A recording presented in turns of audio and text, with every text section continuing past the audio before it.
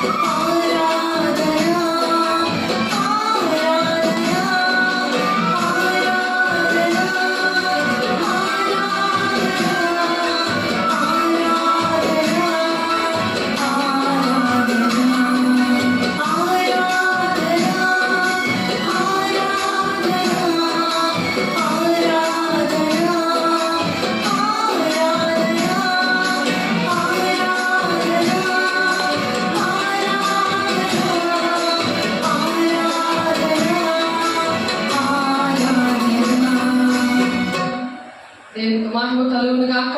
ఆమేన్.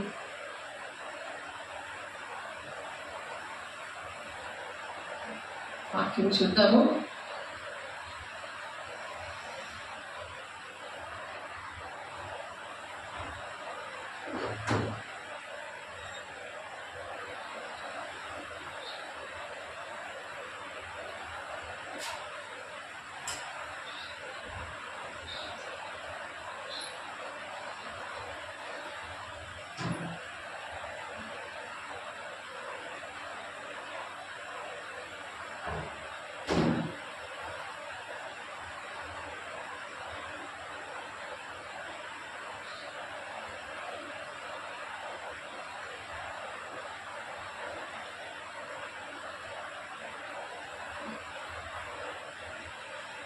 యెషయా 7వ అధ్యాయము 15వ వచనం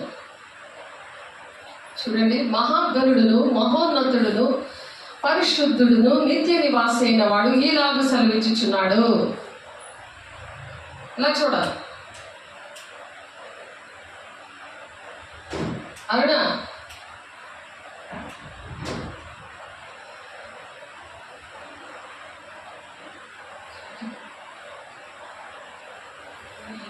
మహాగణుడును మహోన్నతుడును పరిశుద్ధుడును నిత్య నివాసి అయిన వాడు ఇలాగ సెలవిచ్చుచున్నాడు, నేను మహోన్నతమైన పరిశుద్ధ స్థలములో నివసించువాడను అయినను.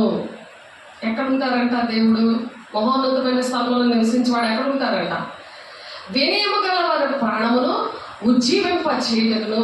ఎవరైతే దేవుడికి విధేయత చూపించుంటారో వాళ్ళని, ఏదో డబ్బు ఉందని, లేకపోతే ఏదో పరపతి ఉందని, లేకపోతే ఏదో అందం ఉందని, వాళ్ళ కోసం కాదు. దేవుని బిడ్డలారా, నాకు ఎంతో గొప్పతనం ఉంది, నాకు అందరూ తెలుసు, ఇలాంటివి కాదు. ఇక్కడ మనకి ఎలాంటి హృదయం ఉండాలంట? వినయము గలవారి ప్రాణము. ఎవరైతే వినయం కలిగి ఉంటారో, విధేయత దేవుని మాటకి కలిగి ఉంటారో, దేవుని మాటలు ఎవరైతే విని దాని ప్రకారం నడవడానికి దేవుడు ఇష్టపడుతున్నాడు. దేవుడు వాళ్ళలో ఉన్నప్పుడు, దేవుని ఆత్మ పొందుకున్న వాళ్ళకి ఉండే లక్షణాలు ఏంటంటే, వెంటనే వాళ్ళు దేవుడి మాట వింటారు, విధేయత చూపిస్తారు. నాకు ఆత్మీయ గర్వం ఉండదు, శారీరక గర్వం ఉండదు, ఇంకా ఆర్థికమైన గర్వం ఏది కూడా ఉండకుండా వారు వినయము గలవారిగా ఉండాలి చెప్తున్నారు. వినయము గలవారిగా ఉన్నప్పుడు దేవుని ప్రేమించి, సేవకులు ప్రేమించి, సంఘాలను ప్రేమించి, దేవుని రాజ్యం కట్టడం విషయంలో బాధ్యతలు వహించి, మరి దేవునికి ఇష్టంగా గడుపుతున్నప్పుడు, దేవునితో గడుపుతున్నప్పుడు, దేవునికి మొదటి స్థానం ఇస్తున్నప్పుడు వినయము, అక్కడ వినయం వస్తుంది. దేవునికి విధేయత అనేది, దేవుడు కుమారుడిగా ఆయన వినయం కలిగి ఉన్నాడు, విధేయత కలిగి ఉన్నాడు. తండ్రి మాటని విన్నాడు, విని దేవుని రాజ్యానికి వారసులుగా ఉండడానికి దేవుడు ఆయనని నియమించుకున్నాడు. దేవుని బిడ్డలారా, ఒకసారి వినయం కలిగి ఉన్నామా, అహంకారంగా ఉన్నామా అని ఒకసారి పరీక్షించుకుందాం. వినయముగా ఉన్నప్పుడు వచ్చే లాభం ఏంటి? ఆ ప్రాణం అంట దేవుడు ఉజ్జీవంగా చేస్తాడు. ఎటువంటి సమస్యలో ఉన్నా, ఎటువంటి బాధలో ఉన్నా, ఎటువంటి కన్నీరుతో ఉన్నా, ఎటువంటి వేదనలో ఉన్నా, నేను ఎవరు మోసం చేసినా దేవుడు మోసం చేయడు. దేవుని బిడ్డ, దేవుడు నీ కన్నీరుని తుడిచే దేవుడు. నువ్వు దిద్దుబాటు చేసుకున్నప్పుడు, నువ్వు పాపమును ఒప్పుకున్నప్పుడు, వినయంగా నువ్వు దేవుని దగ్గర ప్రవర్తించినప్పుడు, యథార్థంగా నువ్వు ప్రవర్తించినప్పుడు ఆ ప్రాణాలంట దేవుడు ఉజ్జీవింప చేయను. నలిగిన వారి ప్రాణమును ఉజ్జీవింప చేయను. నలిగి ఉంటది కదా మనసు, ఆ మనసునంట దేవుడు ఆ ప్రాణాన్ని ఉజ్జీవింప చేస్తాడు. నలిగిన వారి ప్రాణమును ఉజ్జీవింప చేస్తాడట. వినయము గల వారి యొద్దకు, దీన మనస్సు గలవారి యొద్దను ఆయన నివసిస్తూ ఉంటాడంట. దేవునికి మహిమ కలుగును గాక. నేను నిత్యము పోరాడబడను కాదు, ఎల్లప్పుడూ కోపించబడను కాదు అంటున్నాడు. అయ్యో నేను దేవునికి ఇష్టంగా లేనే, దేవుని దగ్గరికి రాకూడదు, దేవునికి ఇష్టంగా లేనే అని బాధపడతారు. కానీ ఆ దేవుని దగ్గరికి వచ్చిన ఆ దేవుడు ఏంటంటే ప్రేమించే దేవుడు.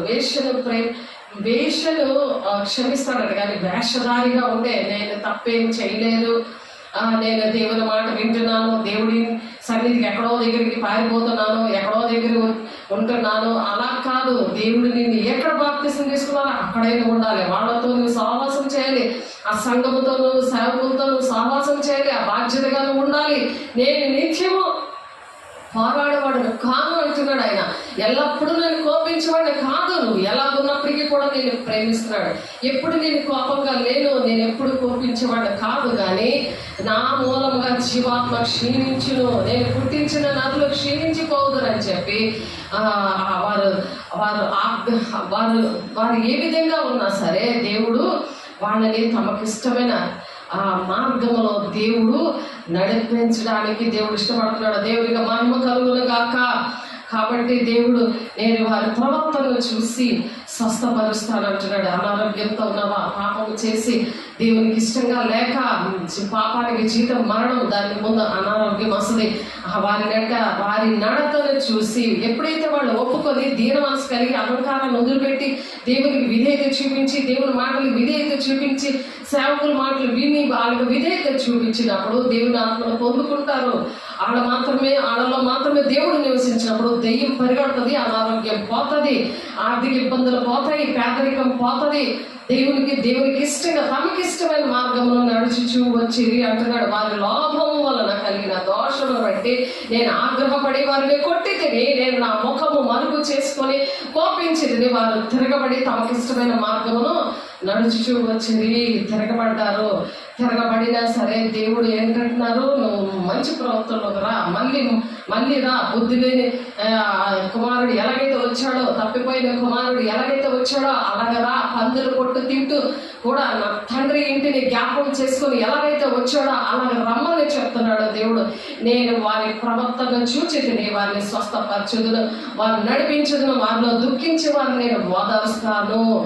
దేవునికి మహిమ కలుగును గాక. ఆ దుఃఖం అంతా తీర్చేస్తాడంట. నువ్వు దేవుని పాదాల దగ్గరికి రమ్మని పిలుస్తున్నాడు దేవుని బిడ్డ. వారిలో కృతజ్ఞత బుద్ధి పుట్టించుచు దూరస్తులను సమీపస్తులకు సమాధానము చెప్పి నేనే వారిని స్వస్థపరచెదను. యెహోవా సెలవిచ్చుచున్నాడు, స్వస్థ బుద్ధి నీకు స్వస్థత ఇస్తాను రమ్మని చెప్తున్నాడు దేవుని బిడ్డ. బలహీనులు కదులుచున్న సముద్రము వంటి వారు, అది అలలు లోకములో ఉంటారు. లోకానుసారమైన బోధలు వినుకుంటూ లోకములోనే ఉన్న టాబ్లెట్స్ వేసుకుంటూ జీవితాంతం వేసుకొని అలా నరకానికి వెళ్ళిపోయే బదులు మరి దేవుడు ఇచ్చే స్వస్థత, శాశ్వతమైన స్వస్థత పొందుకుందరు కాక. నిమ్మలింపనేరదు ఆ భక్తిహీనులట, కదలుచున్న సముద్రము వంటి వారు, అది నిమ్మలింపనేరదు. దాని జలములు బురదను మైలును పైకి లేపుతూ ఉంటది. ఆ బురద అంటే ఆ పాపము, అది భక్తిహీనులు ఎలా ఉంటారంటే కదులుచున్న సముద్రం లాగా ఉంటారంట. అది నిమ్మలింపనేరదు, అది సైలెంట్ గా ఉండదు. నాకు ఇది జరగలేదు, అది జరగలేదు అని దేవుడి మీద, సేవకుల మీద, కుటుంబం మీద అది నిందలేస్తూనే ఉంటది. దాని జలముల బురదను మైలను పైకి వెళ్ళకూడదు ఉంటది. అలా ఉండకూడదు దేవుని బిడ్డ. దుష్టులకు అందుకే నెమ్మది ఉండదు అని నా దేవుడు సెలవిచ్చుచున్నాడు. యెషయా గారు ప్రవచిస్తున్నారు దేవుని బిడ్డల కోసము. కాబట్టి నెమ్మది లేకుండా ఉన్నావా? దేవుని రాజ్యానికి మరి మనం ఏ కాలంలో ఉన్నాము అని మనం చూద్దాము. మనము దేవుని రాకడలో అలా ఉంటే నువ్వు మరి దేవుని రాజ్యానికి ఎత్తబడే గుంపులో ఉండలేవు కదా. రహస్య రాకడలో నువ్వు దేవుని చూసే కళ్ళు, నీ దేవుని స్వరం వినగలిగే చెవులు ఉండవు కదా. మరి దేవుడు రాబోతున్నాడు. ఎక్కడ మొదటి కొరింథీయులకు రాసిన పత్రికలో మాట ఉంటుంది, 15వ అధ్యాయము 51వ వచనం నుండి మనం చెప్తున్నాము. మరొకసారి మీతో జ్ఞాపకం చేర్చడానికి దేవుడు కృపణించినందుకు దేవునికి మహిమ కలుగును గాక. ఇదిగో మీకు ఒక మర్మము తెలియజేస్తాను పౌలు గారు చెప్తున్నారు. దేవుని బిడ్డ, ఇది ఒక మర్మం. చాలా మందికి అర్థం కాదు. ఎందుకంటే దేవుడి మాటలు అర్థం అవ్వకపోతే దేవుడు చెప్పే మర్మాలు అర్థం. దేవుడు మన ఒంట్లో నివసించకపోతే ఆ దీని మనసులో నేను నివసిస్తున్నాను అంటున్నాడు. ఆయన నివసించకపోతే దేవుని మర్మాలు అర్థమవు. ఇదిగో మీకు ఒక మర్మము తెలియజేయుచున్నాను. మనం అందరము నిద్రించము గాని నిమిషంలో ఒక రెప్పపాటున కడుగూర మోగగానే మనం అందరము మార్పు పొందుదము. కడుగూర మరి మధ్యాకాశంలో మోగుతున్నప్పుడు నీకు దేవుని మాటలు వినగలిగే చెవులు, గ్రహించగలిగే మనసు అనేది జ్ఞానేంద్రాలు ఉండాలి. కాబట్టి ఆత్మీయంగా భౌతికంగా ఉంటాయి. చిటికమంటే పాములాగా చెవులు వెంటనే ఎక్కడున్నా సరే సరిగ్గా అందరూ మాటలు వినబడతా ఉంటాయి. కాబట్టి అవి వినడం మానేస్తే దేవుడి వినగలిగే చెవులు నీకు దేవుడు ఇస్తాడు. ఆ ఇంట్లో ఏం జరుగుతుంది, అక్కడ ఏం జరుగుతుంది, మరి లోకంలో ఏం జరుగుతుంది, ఇవన్నీ నువ్వు సెల్ ఫోన్లోని, టీవీలోని, పేపర్లోని ఎదుర్కొన్నావు అనుకో, అక్కడ నీకు దొరకదు, అక్కడ దొరకదు. దేవుడు జ్ఞానేంద్రాన్ని సంపాదించుకున్నప్పుడు, దేవుడు వస్తున్నప్పుడు ఏంటి జరుగుతున్నాయో ఇదిగో వాక్యంలో క్లియర్గా ఉన్నది. అవి ఫేక్ న్యూస్ లాగా నీకు కనిపిస్తాయి, కానీ ఇది మాత్రము నీకు అనిపించదు. దేవుడు రాసిన గ్రంథాలు దేవుడు ముందుగానే తెలియపరిచాడని మనం పాడుకున్నాము. ముందుగానే దేవుడు ఇవన్నీ బయలుపరిచాడు. కాబట్టి ఎప్పుడైతే దీన మనసు కలిగి ఉంటావో, విధేయత చూపిస్తావో దేవునికి, అప్పుడు దేవుడిని మనోనేత్రాలు తెరచును గాక, జ్ఞానేంద్రాలు తెరచును గాక. ఆ మర్మము ఏంటంటే పౌలు గారు చెప్తున్నారు, ఘోరమ్రోగును అప్పుడు మృతులు అక్షయులుగా లేపబడుదురు, మనం మార్పు పొందుదము. మృతులు ఎవరైతే ముందుగా చనిపోయారో వాళ్ళందరూ లేపబడతారు. ఎవరైతే పరదేశంలో ఉన్నారో వాళ్ళందరూ కూడా దేవుని రాజ్యానికి రావడానికి ఆ మధ్యాకాశానికి వస్తారు. క్షయమైనది ఈ శరీరం అక్షయతను ధరించుకోవాల్సినది. ఈ శరీరం ఏంటంటే అక్షయతను ధరించుకుంటది. ఇది క్షయమైనది కదా, కానీ మహిమ శరీరము. మనం చేస్తున్న దేవుని మంచి కార్యాలు బట్టి, దేవుడు చేసిన రూపంలో మనము దేవుడు పోలికగా సృష్టించిన ఆయనతో మనము నడిచినప్పుడు, ఆయన మనలో ఉన్నప్పుడు, క్రీస్తు కలిగిన సంపూర్ణత గలవారు మగు వరకు అన్ని విషయాల్లో మనం ఎదుగుతున్నప్పుడు, ఎఫెసీ 4వ అధ్యాయంలో ఉంటుంది కదా, మరి అలా ఎదుగుతున్నప్పుడు ఈ క్షయమైనది అక్షయమును ధరించుకుంటారు. అలా ఉన్నప్పుడు ఈ మత్స్యమైనది అమత్స్యతను ధరించుకున్నప్పుడు విజయము అందు మరణము మింగివేయబడను అని వ్రాయబడిన వాక్యము అప్పుడు నెరవేర్చబడుతుంది అనమాట. అప్పుడు నెరవేర్చబడుతుంది. ఆ నెరవేర్పు కాలము రావడానికే మనము ఎక్కడ ఉన్నామో అనే విషయాలు మనం నేర్చుకుందాం. దాని 2500 సంవత్సరాల క్రితము దానియేలు ప్రవచనం చెప్పాడు. 2500 సంవత్సరాల క్రితము దేవుడు దానియేలు ద్వారా దేవుడు మాట్లాడాడు. అదే మన పాటలోని మనం విన్నాం కదా. అదే ముందుగానే దేవుడు అన్ని కూడా దేవుని రాజ్యం విషయంలో దేవుడితో సదాకాలము యుగాలు ఆయనతో ఉండడానికి కావాల్సిన ఏర్పాట్లన్నీ కూడా దానియేలుతో దేవుడు మాట్లాడాడు. దానియేలు 9వ అధ్యాయంలో ఉంది. ఈ 62 వారములు జరిగిన పిమ్మట ఏమీ లేకుండా 9వ అధ్యాయం 26వ వచనం చూడండి. ఆ 62 వారములు జరిగిన పిమ్మట ఏమీ లేకుండా అభిషక్తుడు నిర్మూలన చేయబడను. వచ్చినట్టు రాజు యొక్క ప్రజల పవిత్ర పట్టణమును పరిశుద్ధ ఆలయమును నశింపజేయుదురు. వాని అంతము హఠాత్తుగా వచ్చును. మరియు యుద్ధకాలం అంతము వరకు నాశనము జరిగినని నిర్ణయింపబడినది. యుద్ధకాలం అంతము వరకు కూడా నాశనము జరిగినని నిర్ణయింపబడింది. ఈ దినాల్లో మనం ఉన్నాం, యుద్ధ కాలంలో ఉన్నాము. ఇశ్రాయేలు ప్రజలతో యుద్ధాలు జరుగుతున్నాయి. అందరినీ కూడా ఐక్యపరుచుకుందామని ప్లానింగ్ లో ఉన్నాడు అంత్యక్రీస్తు. ఈ కాలంలో మరి ఉన్నప్పుడు దేవుడు ఇక్కడ మనతో ఏం మాట్లాడడం, మన భవిష్యత్ గురించి ఈ ప్రవచనం ఏం చెప్తుందంటే దానియేలు 9వ అధ్యాయం 26, 27 వచనాల్లో బబులోనులో 70 సంవత్సరాల చెరలో మరి దానియేలు ఉండడం జరిగింది. యవనములో ఆయన వెళ్ళాడు.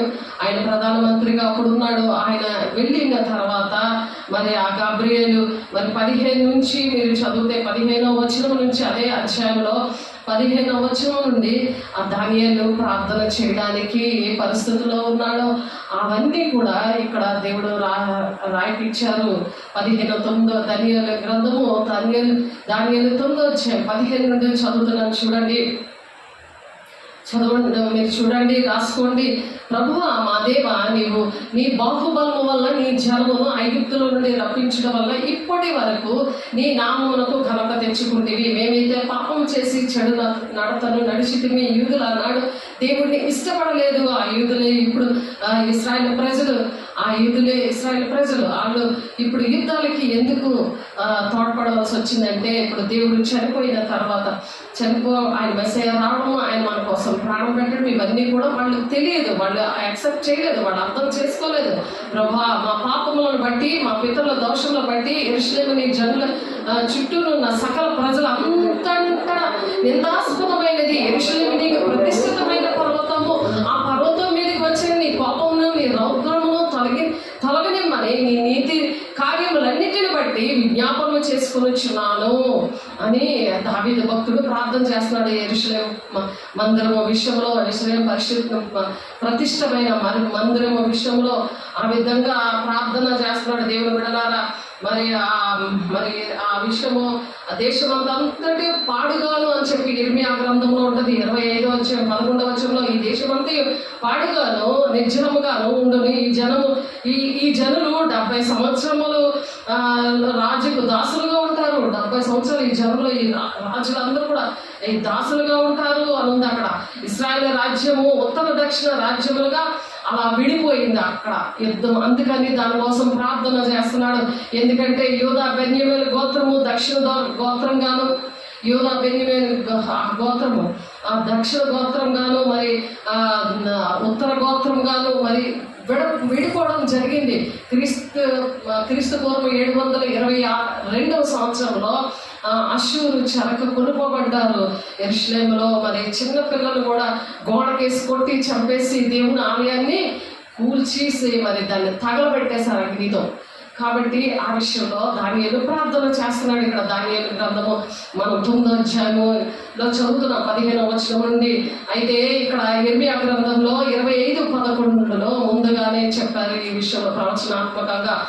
కాబట్టి ఆ 3 యూదా బెన్యామీను గోత్రాన్ని దక్షిణ రాజ్యాలుగాను అలా విడగొట్టిన తర్వాత మూడు సార్లు ఏంటంటే వచ్చి దండెత్తాడు. నెబుకద్నెజరు రాజు వచ్చి మరి 606వ సంవత్సరంలో ఒకసారి, అది 2వ దినవృత్తాంతాల గ్రంథంలో ఉంది 3వ అధ్యాయము 36వ అధ్యాయం 5-6 వచనాల్లో ఉంది ఆ మాట.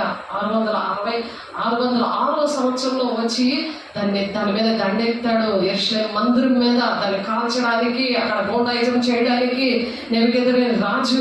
కాబట్టి మరి అలాగే రెండోసారి 598వ సంవత్సరంలో మరి ఆ విధంగా మరి మళ్ళీ దండెత్తుకొని వచ్చాడు రాజు. 2వ రాజుల గ్రంథం 24 వచ్చేమో మరి 11-14 వచనాల్లోనే అక్కడ ఉంది. మళ్ళీ అలాగే 8 నుంచి 6 వచనాల్లో ఉంది 2వ రాజుల గ్రంథం 24వ అధ్యాయంలో.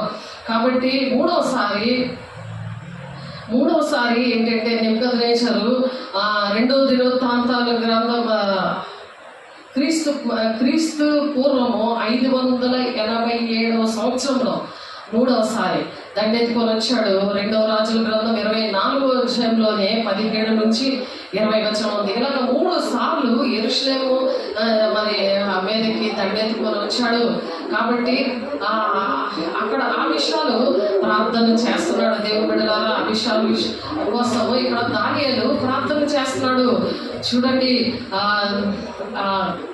నీ కోపమును నీ రౌద్రము తొలగనిమని నీ నీతి కార్యములన్నింటిని బట్టి విజ్ఞాపనము చేసుకొనిచున్నాము. నీ నీతి కార్యాలు చేసిన దాన్ని బట్టి దేవా నిన్ను బతులాడుకుంటున్నానయ్యా అని చెప్పి దానియేలు ప్రార్థన చేస్తున్నాడు. ఈ రౌద్రం అంతా మరి ఆ నెబుకద్నెజరు పంపించింది మరి దేవుడే కదా. ప్రజలు యూదులు మరి దేవుడి మాట వినకుండా దేవుడి మీద తిరుగుబాటు చేసినందుకు ఇప్పుడు కూడా అలాగే తిరుగుబాటు చేస్తున్నారు. మందిరం మీద, సేవకుల మీద, దేవుడి మీద ఇప్పుడు కూడా అలాగే తిరుగుబాటు చేస్తున్నారు. ఇప్పుడైతే మా దేవా దీనిని బట్టి నీ దాసుడు ఈ ప్రార్థనలు విజ్ఞాపనలు ఆలకించి ప్రభు చిత్తానుసారంగా శిథిలమైపోయిన నీ పరిశుద్ధ స్థలము మీదికి నీ ముఖ కాంతిని రానిమో, ఆ శిథిలమైపోయిన ఆలయం మీదకి నీ ముఖ కాంతిని రానివయ్యా అని చెప్పి ప్రార్థన చేస్తున్నాడు. నీ గొప్ప కనికరములను బట్టి మేము నిన్ను ప్రార్థిస్తున్నాము కానీ మా స్వనీతి కార్యములను బట్టి నీ సన్నిధిని నిలబడి ప్రార్థించడం లేదు.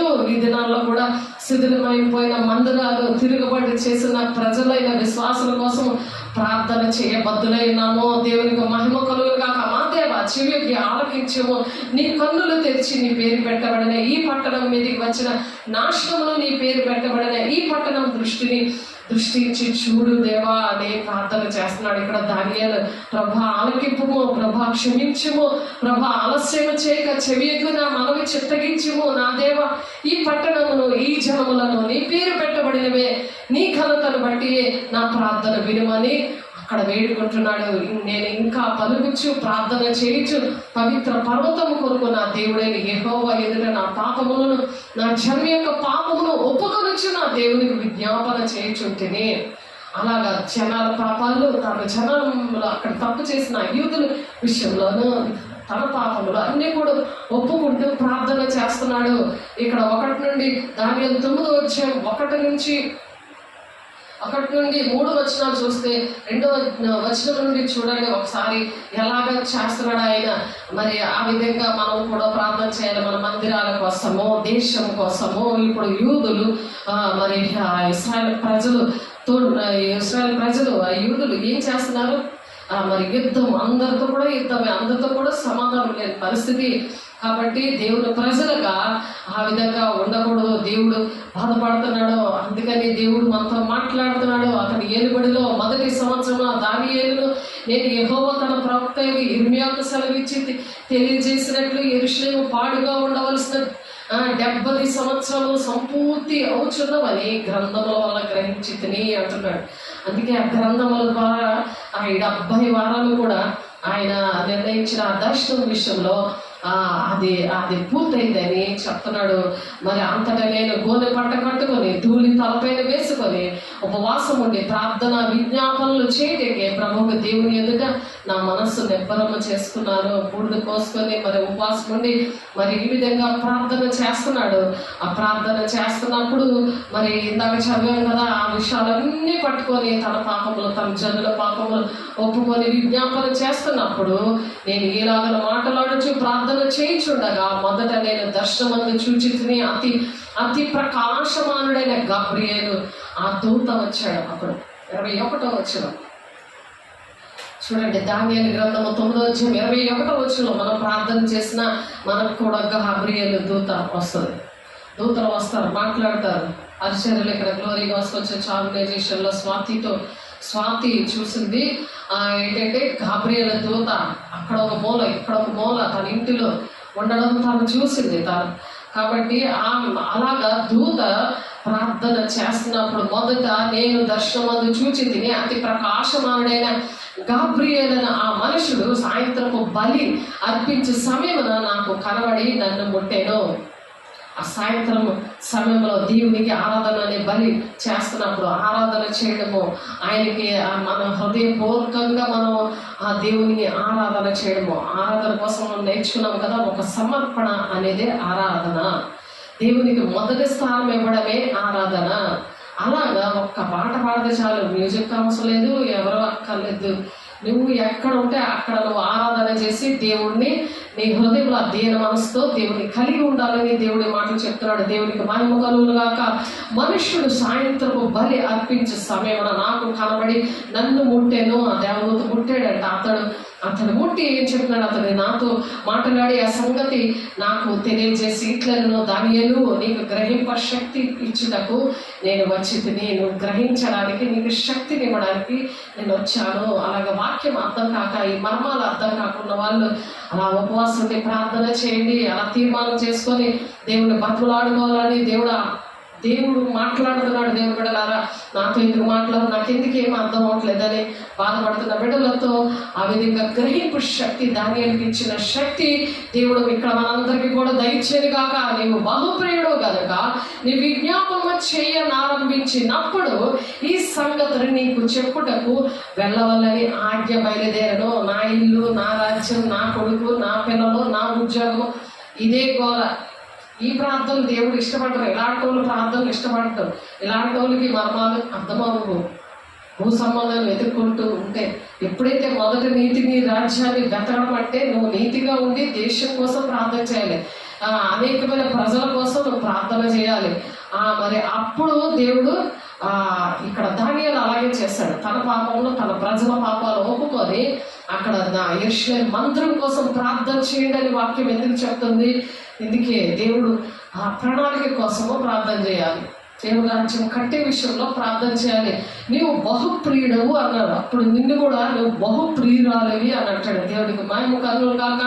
నీవు విజ్ఞాపన చేయని ఆరంభించినప్పుడు ఈ సంగతి నీకు చెప్పుటకు వెళ్ళవలనని ఆజ్ఞ బయలుదేరను. అక్కడ నుండి దేవుడు పరలోక రాజ్యం నుండి దూతలు పంపించాడు. ఆజ్ఞ బయలుదేరిందంట, నువ్వు వెళ్ళు దానియేలు దగ్గరికి అని. కావున ఈ సంగతిని తెలుసుకొని నీకు కలిగిన దర్శన భావమును గ్రహించడానికి శక్తి అక్కడ దేవదూత నీ దగ్గరకు వచ్చి చెప్పి నేను ముట్టి చెప్తే కానీ నువ్వు గ్రహించాలి. అది గుర్తుపెట్టుకోండి. తిరుగుబాటును మాన్పుటకును ఎందుకు వచ్చాడు?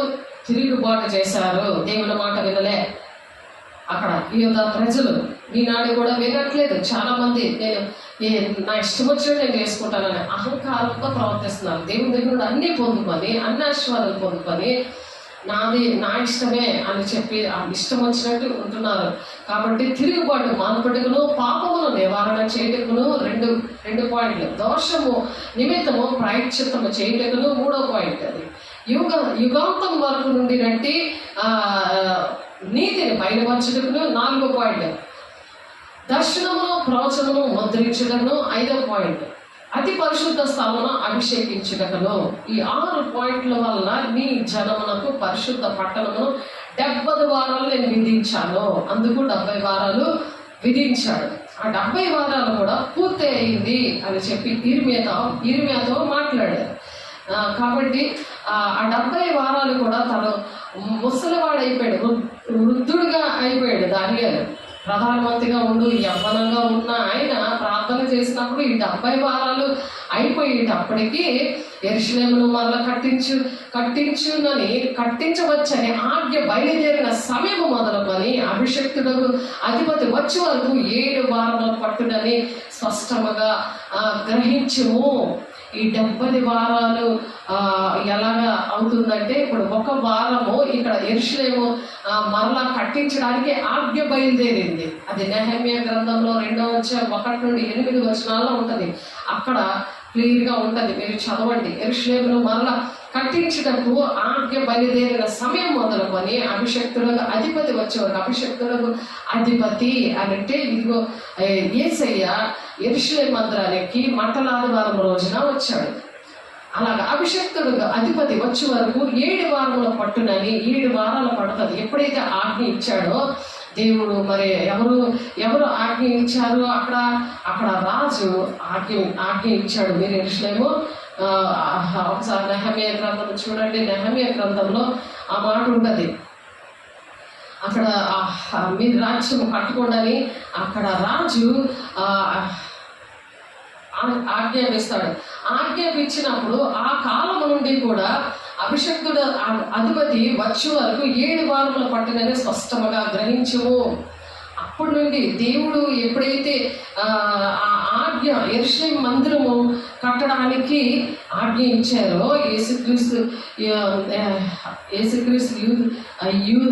యూదుల రాజుగా యెరూషలేము ప్రవేశించాడు. ఆదికి మరి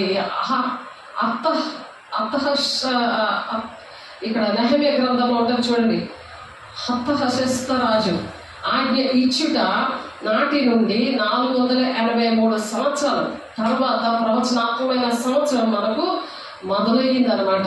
అదేంటంటే 62 వారాలు అంటే 434 సంవత్సరాలు. అంటే ఒక దినము 1000 సంవత్సరాలతో అది 1000 సంవత్సరములు అని చెప్పి మరి ఆది కాండంలో ఉంటుంది, సంఖ్యాకాండంలో ఉంది. చూడండి ఒకసారి.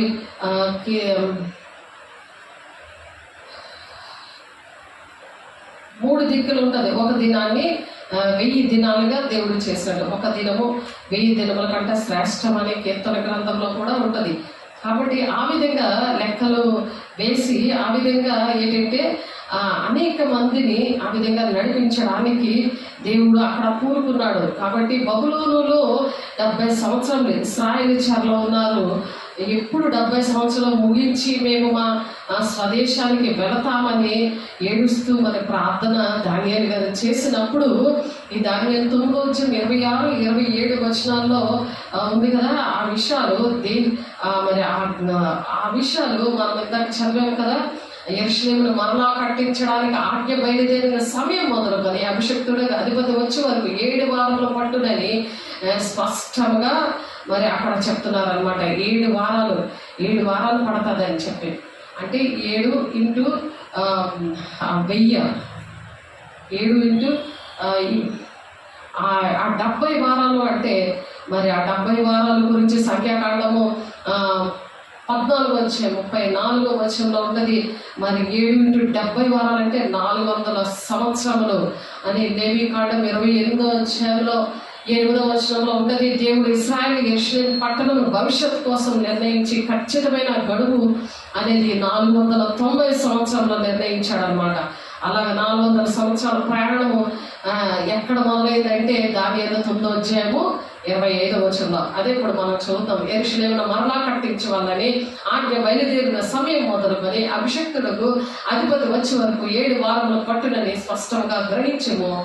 62 వారములు తొందరగల సమయములందు పట్టణపు రాచవీధులను కందకములను మరలా కట్టబడును అని చెప్తున్నారు. కాబట్టి 400 సంవత్సరాల ఆ ప్రవచనము ప్రయాణం ఎక్కడ మొదలైందంటే దానియేలు 9:25లో 9వ అధ్యాయం 25వ వచనంలో బయలుదేరింది. అది నెహెమీయా 2వ అధ్యాయం 1-8 వచనంలో ఉంది. అది ఆ నెహెమీయా ఆ ప్రవచనము ఇక్కడ నెరవేర్పు జరిగింది. కాబట్టి మొదటి 9 వారాలు 7 వారాలు అంటే 449 సంవత్సరాలు. 7 వారాలు అంటే 49 సంవత్సరాలు. కాబట్టి గాబ్రియేలు వచ్చి ప్రార్థన చేస్తున్నప్పుడు ఈ విషయాలు ఇవన్నీ కూడా దేవుడు మరి ఆగ్రహింపు శక్తిని దేవుడు ఇచ్చాడు దానియేలుకి. కాబట్టి ఆ గాబ్రియేలు గాబ్రియేలు ఏం చేస్తుంది, ఆ చిన్న విషయం అడిగితే, ఆ 70 వారాల విషయం అడిగితే 400 సంవత్సరాలు మరి ఫ్యూచర్ భవిష్యత్తులో ప్రపంచం అంతటికీ కూడా ఏది జరగబోతుందో ఆ విషయాలు దేవుడు అక్కడ గాబ్రియేల్ ద్వారా బయలుపరిచాడు. ఎంత గొప్ప దేవుడు చూడండి. మన జీవితాల్లో చిన్న చిన్న వాటి కోసమే మన పరిస్థితి ఎలా ఉంది. 70 వారాలు ఇక్కడ పనిష్మెంట్లో ఉన్నాము, బబులోను చెరకి మేము అప్పచెప్పబడ్డాము, మా పరిస్థితి ఏంటి, అది ముగించబడింది, మా పరిస్థితి ఏంటి, దేవా మమ్మల్ని కనికరించవా, యెరూషలేము మందిరం మళ్ళీ కట్టుకోవడానికి మాకు సహాయం దయచేవా అని అలాగా ఏడుస్తూ ఉంటే దానియేలుతోటి మరి 490 సంవత్సరాల విషయం కూడా దేవుడు బయలుపరిచాడు. మరి దానియేలు 26, 27 వచనాలలో.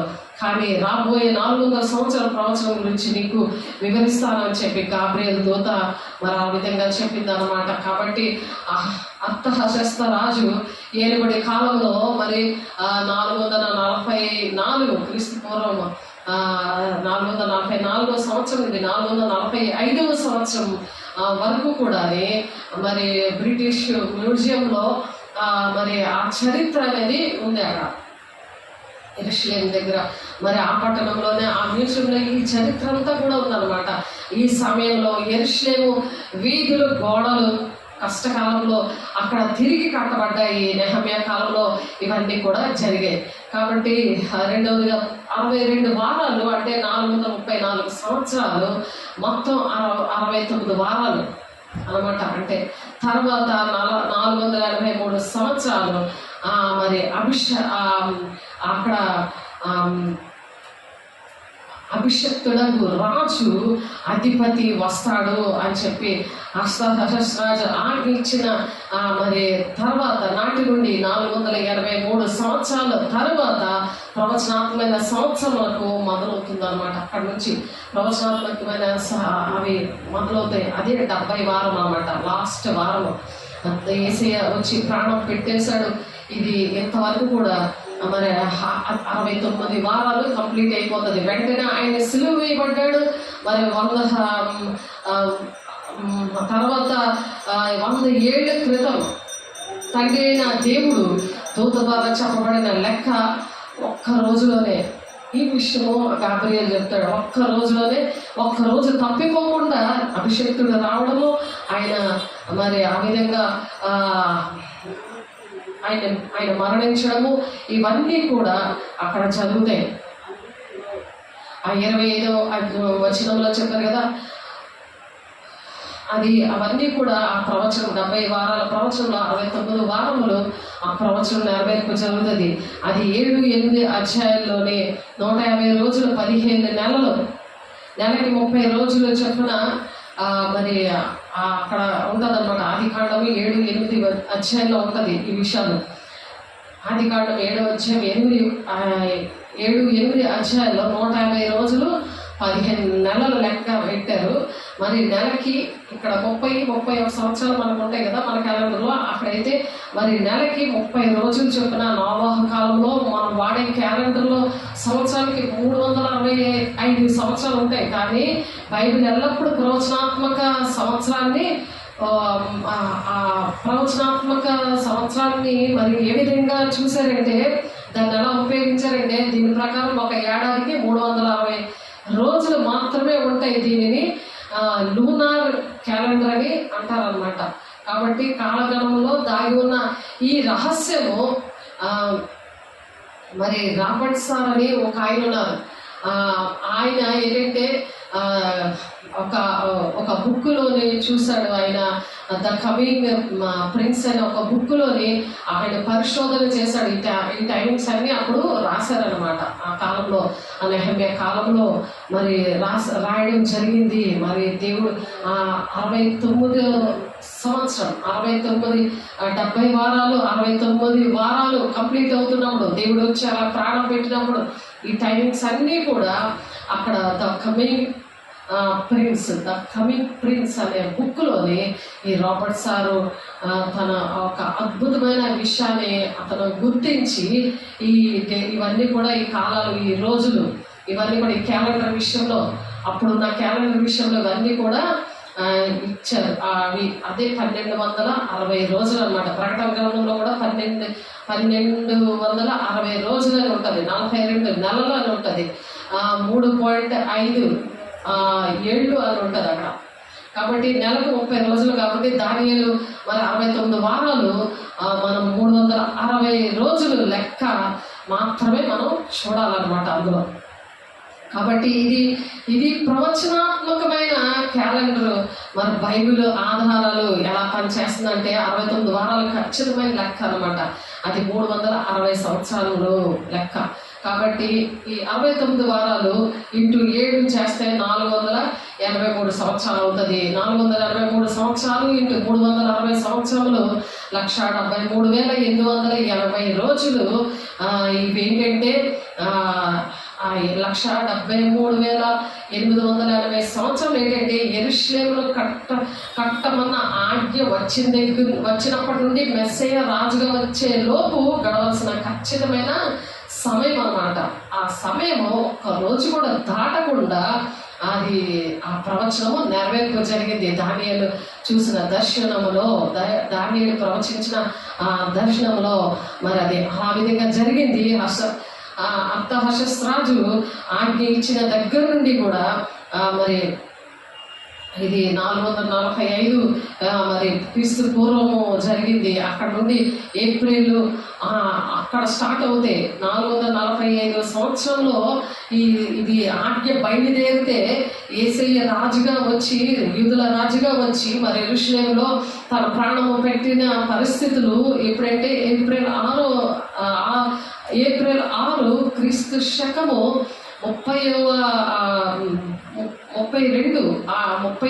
ఆ టైంలోకి కంప్లీట్ అయిపోయింది అనమాట. కాబట్టి అన్ని సంవత్సరాలు దేవుడు మరి దానియేలు ద్వారా, దేవుడు దర్శనం ద్వారా జరగబోయే విషయాలన్నీ కూడా చెప్పించాడు గబ్రియలు దూత ద్వారా దానియేలుకి. కాబట్టి 69 వారాల తర్వాత 2 మహా విషాదమైన పరిస్థితులు జరిగాయి. అది దానియేలు 9:26 ఉంటుంది. మరి కాబట్టి ఒకటేంటంటే అభిషక్తుడు నిర్మూలన చేయబడదు. ఆ అభిషక్తుడు నిర్మూలన చేయబడదు. అదే ఇంగ్లీష్ బైబిల్లో ఏమంటుందంటే ఆయన తన కోసం తాను చనిపోలేదు అని ఉంటుంది. మానవాళి రక్షణ కోసం ఆయన చనిపోయాడు, తన కోసం తను చనిపోలేదు అని తెలుగు బైబిల్లో లేదు, కానీ ఇంగ్లీష్ బైబిల్లో ఆ విధంగా ఉంటుంది. మరి రెండో విషయం ఏం జరిగింది విషాదమైనది, మరి యెరూషలేము ఆలయం పవిత్ర పట్టణాన్ని నాశనం చేశారు. అది ఆ ప్రవచనము నెరవేర్పు జరిగిపోయింది. క్రీస్తు శకం 70 సంవత్సరంలో రోమా సైన్యాధిపతి టైటస్ యెరూషలేమును పూర్తిగా మరి అలా ధ్వంసం చేసేసాడు.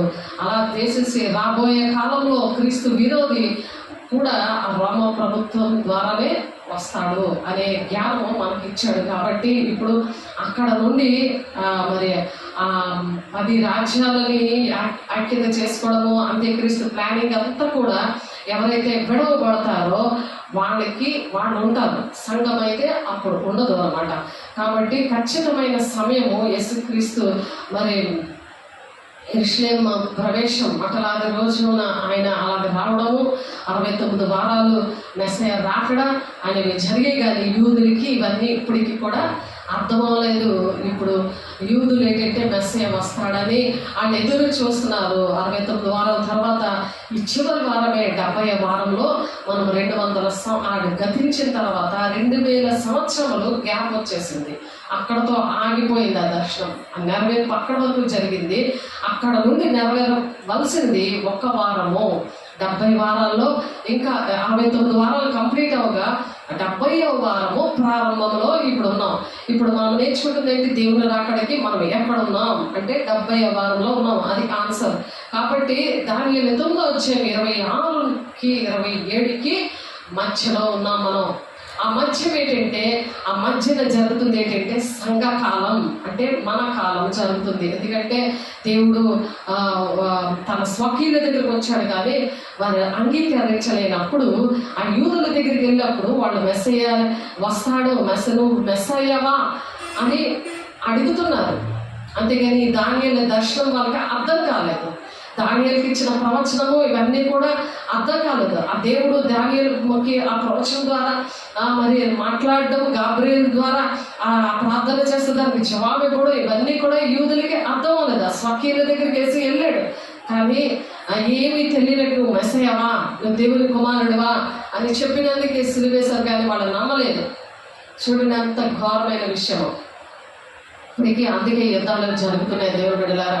దానియేలు 9వ అధ్యాయం 26కి 27కి మనం మధ్యనున్నామో ఆ వాక్యం మీరు చదివితే మీకు అర్థమవుతుంది. జాగ్రత్తగా దేవుని పాదాల దగ్గర కూర్చొని వాక్యం ధ్యానించినప్పుడు అర్థమవుతుంది. దేవుని బిడ్డలారా, కొలస్సీలు 1వ అధ్యాయం 18 నుంచి 29 వచనాల్లో ఆ విషయాలు ఉన్నాయి. ఒకసారి చూడండి. దానియేలు 9వ అధ్యాయము 26, 27 వచనాలు చదివాక మరి కొలస్సీలు 1వ అధ్యాయం చదువుదాం. కొలస్సీలు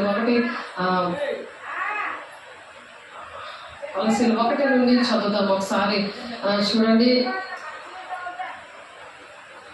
ఈ 62 వారంలో జరిగిన పిమ్మట ఏమీ లేకుండా అభిషక్తుడు నిర్మూలన చేయబడను వచ్చినట్టి రాజు యొక్క ప్రజలు ఆ పవిత్ర పట్టణమును పరిశుద్ధ ఆలయమును నాశనము చేయుదురు. వారి అంతము హఠాత్తుగా వచ్చును. మరియు యుద్ధకాలము వరకు నాశనము జరుగునని నిర్ణయింపబడినది. యుద్ధకాలం వరకు కూడా నాశనం జరుగుతుందని అది నిర్ణయం అప్పుడే జరిగింది. మరి అతడు 1 వారము వరకు అనేకులు నిబంధన స్థిరపరచును. ఇప్పుడు జరుగుతున్న విషయాలు అవి ప్రజెంట్. కాబట్టి దీని మధ్యలో ఉన్నాం. అప్పుడు ఈ ప్లేస్లో ఉన్నాం మనము. కాబట్టి అనేకులు నిబంధన స్థిరపరచును. అర్ధవారములకు బలిని నైవేద్యమును నిలిపివేయని ఇది జరగబోతుంది. ఇది 3.5 సంవత్సరాలు. అర్ధవారం అంటే 7 ఏళ్ల శ్రమ దినాలు. ఎవరైతే బిడపడతారో వాళ్ళకి వచ్చేది అర్ధకాలం. 3 సంవత్సరాలు 3.5 సంవత్సరాలు కూడా దేవుని ఆలయం కట్టడానికి ఒప్పందాలు జరుగుతూ ఉంటాయి. ఈ ఎర్రపోయే విషయంలోని, ఆలయం కట్టే విషయంలోని, ఆ యుద్ధాలు ఆపేసి నేను శాంతినిస్తాను అని చెప్పే విషయాలు ఇవన్నీ కూడా జరగబోతున్నాయి. కాబట్టి మనం సిద్ధంగా ఉండి ఎత్తబడే సంఘంలో రహస్య రాకడలో ఎత్తబడడానికి మనం ఈ సంఘ కాలంలో ఉన్నాము. కాబట్టి కొలస్సీలు రాసిన పత్రిక ఒకసారి చూడండి. కొలస్సీలు రాసిన పత్రికలో దాన్ని బట్టి సరి చేసుకునే విషయాలు ఉన్నాయి సంఘానికి. కాబట్టి పౌలు గారు చెప్తున్నారు, ఒకసారి చూడండి. రాసిన పత్రిక 1వ అధ్యాయం 18వ వచనం నుండి ఒకసారి చూడండి, అర్థం చేసుకోండి. అర్థం కాకపోయినా వినండి, దేవుని దగ్గర అడగండి. సంఘము అను శరీరమునకు అనేక ఆయనే శిరస్సు. సంఘము అను శరీరమునకు ఆయనే శిరస్సు. ఆయనకు అన్నిటిలో కూడా ప్రాముఖ్యము కలుగు నిమిత్తము ఆయన ఆది అయి ఉండి మృతులలో నుండి లేచుటలో ఆది సంభూతుడాయను. అది జరిగిపోయింది, నెరవేర్పు జరిగిపోయింది. ఆయన యందు సంపూర్ణత నివసింపవలననియు ఆయన శిలువ రక్తము చేత సంధి చేసుకున్నాడు మనతోటి. ఎప్పుడైతే యూదులు రిజెక్ట్ చేశారో ఆయన అన్య జనులుగా ఉన్న మనల్ని రక్షించుకున్నాడు. దాన్ని సంఘకాలము. మనం ఏంటంటే దేవుడు మనల్ని అన్ని జనులుగా ఉండి మనల్ని రక్షించుకొని దేవుడు ఎంతో ఆయన ఇచ్చిన ఆ భాగ్యాన్ని బట్టి దేవుడికి వందనాలు చెల్లిస్తూ మనము ఎత్తబడే సంఘంలో ఉండడానికి మనము సిద్ధపడాలి. దేవుడు ప్రేమించిన యూదులు దేవుడిని రిజెక్ట్ చేశారు. స్వకీయులు రిజెక్ట్ చేశారు, ఒప్పుకోలేదు, తిరుగుబాటు చేశాడు. ఆయన యందు సంపూర్ణత నివసింపవలెననియు ఆయన శిలువ రక్తం చేత సంధి చేసుకున్నాడు. ఆయన ద్వారా సమస్తమును, అవి భూలోకమందున్నవైనను పరలోకమందున్నవైనను, వాటినన్నిటిని ఆయన ద్వారా తనతో సమాధానపరచుకున్న వల్లని తండ్రికి ఇష్టమైంది కుమారుని భూలోకంలోకి అందుకే పంపించారు. మరియు గత కాలమందు దేవునికి దూరస్తులను మీ దుష్ప్రవర్తన వల్ల మీ మనసులో విరోధ భావము గలవారునై ఉండినను మిమ్మును కూడా తన సన్నిధిని పరిశుద్ధులుగాను నిర్దోషులుగాను నిరపరాధులుగాను నిలబెట్టుటకును ఆయన మాంసయుక్తమైన దేహమందు మరణము వల్ల ఇప్పుడు మిమ్మును సమాధానపరచాడు. మరణము వల్ల మనల్ని సమాధానపరచాడు. యూదులైతే సమాధాన పడలేదు. ఇంకా అందుకే యుద్ధాలు జరుగుతున్నాయి. దేవుని బిడ్డలారా, ఆ యూదుల కోసం మనం ప్రార్థన చేయాలి. యెరూషలేము మందిరం కోసం ప్రార్థన చేయాలి. రహస్య రాకడ కోసం సిద్ధపడాలి. కాబట్టి పునాది మీద కట్టబడిన వారే స్థిరముగా ఉండి ఎలా ఉండాలి? మనము పరిశుద్ధులకు ఒక్కసారి అప్పచెప్పడిన బోధ విషయంలో పోరాడుతూ క్రీస్తునే బండ మీద కట్టబడిన వారే శ్రమగా ఉండి మీరు విన్నబట్టి ఆకాశం క్రింద ఉన్న సమస్త సృష్టికి ప్రకటింపబడినట్టు ఈ స్వార్థ వలన కలుగు నిరీక్షణ నుండి తొలగిపోక. ఈ స్వార్థ మీరు ఏ స్వార్థ అయితే విన్నారో దేవదూత వచ్చినా సరే మీరు వినకూడదని ఉంది. వింటే శాపగ్రస్తులో ఉంది. గలతీ 6వ అధ్యాయంలో ఉంటుంది. అందుకే దేవుడు అది రాస్తారు, సువార్త వల్ల కలుగు నిరీక్షణ నుండి తొలగిపోగా విశ్వాసమందు నిలిచి ఉండిన ఎడల అది మీకు కలుగును. పౌలను నేను ఆ సువార్తను పరిచారకుడనైతిని. పౌలు గారు చెప్తున్నారు అపోస్తల బాధలో దేవుడు ఈ గ్లోరీ బాస్లో చర్చ్ ఆర్గనైజేషన్ కూడా దేవుడు నేర్పించడం దేవునికి మహిమ కలుగును గాక. ఇప్పుడు మీ కొరకు నేను అనుభవించుచున్న శ్రమల యందు సంతోషించు సంగమున ఆయన శరీరము కొరకు క్రీస్తు పడిన పాటలలో కొదువైన వాటి యందు నా వంతు నా శరీరమందు సంపూర్ణము చేయుచున్నాను. ఆ విధంగా మనం ఉండాలని దేవుడు ఆశపడుతున్నాడు. దేవుని బిడ్డలారా, దేవుని వాక్యము అనగా యుగములలోను తరతరంలోను మరుగు చేయబడిన మర్మము సంపూర్ణముగా మనం ప్రకటించడానికి దేవుడు మనల్ని అభిషేకించాడు. మీ నిమిత్తము నాకు అప్పగింపబడిన దేవుని ఏర్పాటు ప్రకారము నేను ఆ సంఘములకు పరిచారకుడనైతిని అంటున్నాడు పౌలు. ఆ విధంగా మనం పరిచర్య చేయాలి సంఘానికి. అన్ని జనులు ఈ మర్మము, ఈ అన్ని జనులు ఇది తెలుసుకొని మనం ఏం చేయాలి? అన్ని జనులు ఈ మర్మ యొక్క మహదేశ్వరం ఎటిదో అది అనగా మీ అందున్న క్రీస్తు మహిమ నిరీక్షణ ఉన్నాడనే సంగతి దేవుడు తన పరిశుద్ధులకు తెలుపుతాడనమాట. తెలియపరచగోరి ఇప్పుడు ఆ మర్మమును వారికి బయలుపరిచాడు. ఈ మర్మము బయలుపరచాలని మనం కూడా చెప్పుకున్నాము. కాబట్టి ప్రతి మనుష్యుని క్రీస్తునందు సంపూర్ణునిగా చేసి ఆయన ఎదుటి నిలవబెట్టవల్లని సమస్త విధములైన జ్ఞానముతోనూ మేము ప్రతి మనుషునికి బుద్ధి చెప్పచ్చు, ప్రతి మనిషికి బోధించచ్చు ఆయన ప్రకటించుచున్నాము. ఫేస్బుక్లోని, యూట్యూబ్లోని, మరి స్టేటస్లోని, మరి ఆ విధంగా దేవుడు ప్రకటించడానికి దేవుడు కృప చూపించాడు. దేవుడికి మహిమ కలుగును గాక. అందు నిమిత్తము నాలో బలముగా కార్యసిద్ధి కలుగజే ఆయన క్రియాశక్తిని బట్టి నేను పోరాడచ్చు ప్రయాసపడుతున్నాను. ఇలా ప్రయాసపడుతున్నప్పుడు దేవుడు పిలుపు మత సంఘముగా దేవుడు సిద్ధపరచమని దేవుడు మనకి సిద్ధపడి ఉండండి అని చెప్తున్నాడు. దేవుడు బిడ్డ బుద్ధి లేని కన్నికల్లా ఉండకుండా, నిర్లక్ష్యంగా ఉండకుండా మరి ఈ సంఘకాలం అంటే ఈ తమ దానియేలు 9వ అధ్యాయం 26వ వచనము 27వ వచనంకి మధ్యలో ఇప్పుడు చదివాను. ఆ విషయంలో మధ్యలో మనం ఉన్నాము కాబట్టి అతను ఒక వారమునకు 7 సంవత్సరాలు అతని రాజ్యము, అతని వ్యవస్థ, పరిపాలన, లోకమంతా కూడా యుద్ధాలతో మరి ఆర్థిక సంక్షోభాలతో అల్లాడుతున్నప్పుడు, ఇప్పుడు అల్లాడుతుంది కదా అలాగా.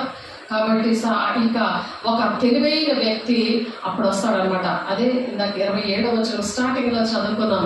అక్కడ ఆ వ్యక్తి వచ్చి శాంతి ఇస్తాను మీకు శాంతి ఇస్తాను అనేసి ఒక వ్యక్తి వస్తాడు. అతనే అంత్యక్రీస్తు. ఇశ్రాయేలు దేశంలో 7 సంవత్సరాలు శాంతి ఒప్పందం చేస్తాడు. 7 సంవత్సరాల కోసము. అదే 70 వారాలలో లాస్ట్ వారం 1 సంవత్సరం గురించి మరి అలాగా శాంతి ఒప్పందం చేస్తాడు. 7 సంవత్సరాలు, 1 సంవత్సరము, 1 వారము 7 సంవత్సరముల కింద లెక్క వస్తుంది. అదే 70 వారాలు. లాస్ట్ 69 వారాలు అయిపోయింది కదా, ఇంకా 1 వారం ఉంది కదా. ఆ 1 వారం ఏంటి? 7 సంవత్సరాలు అన్నమాట. కాబట్టి ఆ 7 సంవత్సరాలు శాంతి ఒప్పందం చేస్తాడు. ఆ ఒప్పందం పరిస్థితులే ఇప్పుడు జరుగుతున్నాయి. కాబట్టి మరి ఇస్రాయేల్ అక్కడ అమెరికా వల్ల ఎంత చెప్పినా వెళ్ళలేని పరిస్థితులు మరి అవన్నీ కూడా ఉన్నాయి. అక్కడ మనకు వైరల్ అవుతున్నాయి, మనం కొన్ని చూస్తున్నాము. ఆ అబద్ధ క్రీస్తు యేసయ్య వచ్చి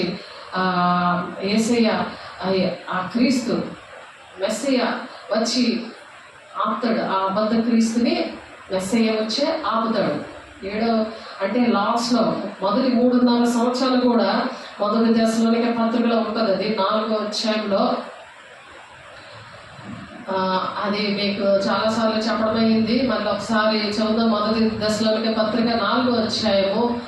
మొదటి దశలోనికే పత్రిక 4వ అధ్యాయంలో ఉంటుంది. ఏంటంటే 2వ దశలోనికే పత్రిక 2వ అధ్యాయము 9వ వచనం నుంచి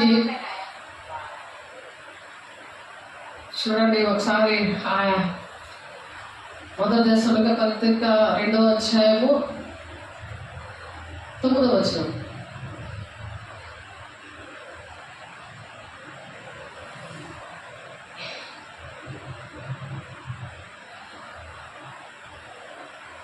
దేవుడు వాళ్ళతో చెప్తున్న మాటలు ఏంటంటే అక్కడ ఆలయంలో కూర్చుంటాడు. మరి ఆలయంలో కూర్చొని చాలా వేధిస్తూ ఉంటాడు. అంటే నేనే దేవుడు 3.5 సంవత్సరాలు కూడా పండుగలు అన్నీ కూడా ఆచారాలు ఇవన్నీ కూడా ధర్మశాస్త్రం ఎలా పాటించాలి ఇవన్నీ కూడా వాళ్ళు యూదులు ఇప్పుడు ఎలా చేస్తున్నారో అవన్నీ కూడా పాటిస్తారు. పాటించి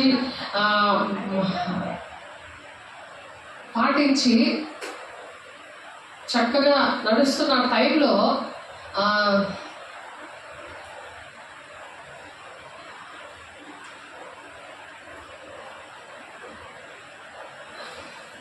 రెండవ దశలోకి పత్రిక 2వ వచనం 4వ వచనం నుంచి ఆ టైంలో 3.5 సంవత్సరాలు కూడా అలా ఉంటాడు అనమాట. తర్వాత నేనే దేవుడనని అక్కడ కూర్చుంటాడు. అది చదువుదాము. ఏది దేవుడు అనబడనో ఏది పూజింపబడనో దాన్ని అంతటినీ ఎదిరించు, దానికంతటికీ పైగా వాడు తాను హెచ్చించుకొనొచ్చు, తాను దేవుడినని తను కనపరుచుకొనొచ్చు, దేవుని ఆలయంలో కూర్చుండను కనుక ఏ విధంగా నేను ఎవడను మిమ్మల్ని మోసపరచుకొనవద్దు. ఇక్కడ ఇది జరిగినప్పుడు సంఘం ఉండదు భూమి మీద. నేను ఇంకను మీ వద్ద ఉన్నప్పుడు ఈ సంగతులు మీతో చెప్పినది మీకు జ్ఞాపకము లేదా? కాగా వాడు తన సొంత కాలం ముందు బయలుపరచబడాలని వారిని అడ్డగించినది ఏదో అది మీరు ఎరుగుదురు. ధర్మ విరోధ సంబంధమైన మర్మము ఇప్పటికే క్రియ చేయుచున్నది, కానీ ఇది వరకు అడ్డగించుచున్నవాడు మధ్య నుండి తీసివేయబడు వరకే అడ్డగించును. అప్పుడు ధర్మ విరోధి బయలుపరచబడను. ప్రభువైన యేసు తన నోటి ఊపిరి చేత వారిని సంహరించి తన ఆగమన ప్రకాశం చేత నాశనం చేస్తాడు అంటున్నాడు. దేవుడు వచ్చి ఆ విధంగా అతన్ని నాశనం చేస్తాడు అన్నమాట. కాబట్టి దేవుడు ఇందాక మనం చెప్తున్నాం కదా, మెస్సియా వచ్చి అక్కడ ఆపుతాడు. మీకు 7 సంవత్సరంలో అక్కడ మీరు యుద్ధాలు మానేసి 7 సంవత్సరాలు కూడా నేను ఒప్పందం తీసుకుంటున్నాను అని ఆ నిబంధనకి ఇప్పుడు విడబడిన వాళ్ళంతా, వాక్యము తెలియని వాళ్ళంతా వాడికి లోబడిపోయే తినాలన్నమాట. ఇప్పుడు అవి జరుగుతున్నాయి. ఒప్పందం చేసుకోవడానికి నేను శాంతినిస్తాను, ఈ యుద్ధాలన్నీ కూడా వద్దు, ఇవన్నీ నేను శాంతినిస్తానని ఆ నిబంధనకి లోబడిపోతారు. అయితే లేక సంక్షోభంలో శాంతి దూతగా వచ్చే ఈ క్రీస్తు విరోధి మరి వచ్చినప్పుడు అతను 1 వారం వరకు అనేకుల దగ్గర నిబంధన స్థిరపరచుకుంటాడు అని చెప్పి ఇప్పుడు దానియేలు గ్రంథంలో 9వ అధ్యాయం 27వ వచనంలో ఉన్నది. అతడు 1 వారం వరకు అనేకులు నిబంధనలు స్థిరపరచును, అర్ధవారములకు బలిని నైవేద్యమును నిలిపివేయును. అదే 3.5 అర్ధవారం అంటే 3.5 సంవత్సరాలు అన్నమాట. నిలిపివేయును. హేయమైనది నిలిచి వరకు నాశనము చేయవాడు వచ్చును, నాశనము చేయవానికి రావాలని నిర్ణయించిన నాశనము ముగించే వరకు ఎలాగనో జరుగును. కాబట్టి క్రీస్తు విరోధి మరి ఇశ్రాయేలు దేశంలో 7 సంవత్సరములు శాంతిని ఒప్పందము ఆ విధంగా చేసుకుంటాడు.